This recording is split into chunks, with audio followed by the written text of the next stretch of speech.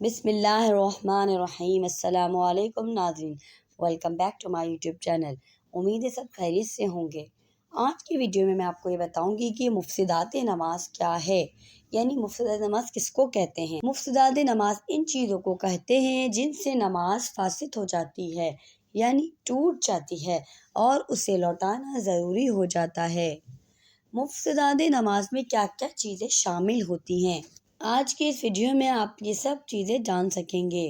Number 1 ہے نماز میں کلام کرنا، چاہے قصدن ہو یا بھول کر، تھوڑا ہو یا بہت، ہر صورت میں نماز ٹوٹ جاتی ہے۔ سلام کرنا، یعنی کسی شخص کو سلام کرنے کی قصد سے سلام یا تسلیم یا السلام علیکم یا اسی جیسی کوئی لفظ کہہ دینا۔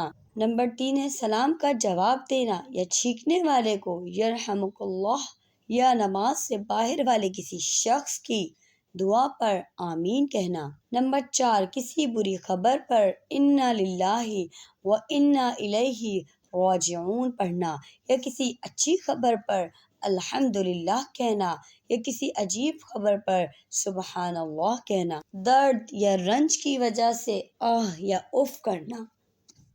نمبر 6 اپنے امام کے سوا کسی دوسرے کو لقمہ دینا یعنی قرات بتانا۔ نمبر 7 قرآن شریف دیکھ کر پڑھنا۔ نمبر 8 قرآن مجید پڑھنے میں کوئی سخت غلطی کرنا۔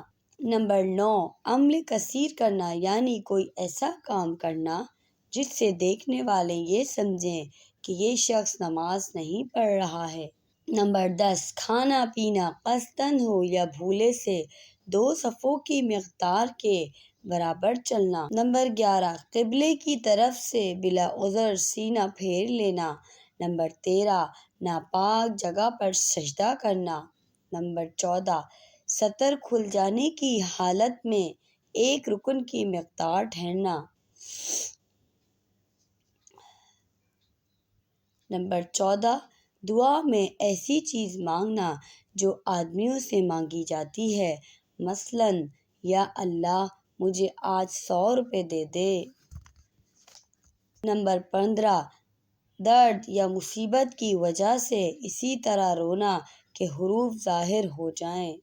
نمبر 16 بالغ آدمی کا نماز میں قہقہ مار کر یا آواز سے ہنسنا۔ نمبر 17 امام سے آگے بڑھ جانا وغیرہ۔ نمبر 18 ہے کسی کو نماز میں مارنا یا گالی وغیرہ دینا۔ نمبر 19 کسی سے ہنسی مذاق کرنا نماز کے دوران۔ امید ہے آپ کو آج کی ویڈیو اچھی لگی ہوگی اور آپ کو یہ معلوم ہوا ہوگا کہ نماز ہماری کس کس چیز سے ٹوٹ جاتی ہے۔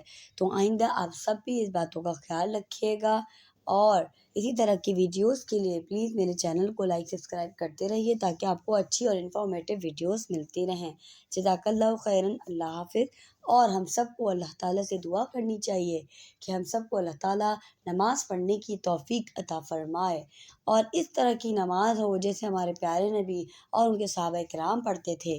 پیارے نبی صلی اللہ علیہ وسلم تو نماز شروع کرتے تھے تو ان کو آدھی آدھی رات گزر جاتی تھی اور وہ جب تہجد کے لیے کھڑے ہوتے تھے تو فجر کی اذان ہو جاتی تھی۔ اس طرح کی نماز پڑھنے کی توفیق اللہ تعالیٰ ہمیں عطا فرمائے۔ آمین ثم آمین یا رب العالمین۔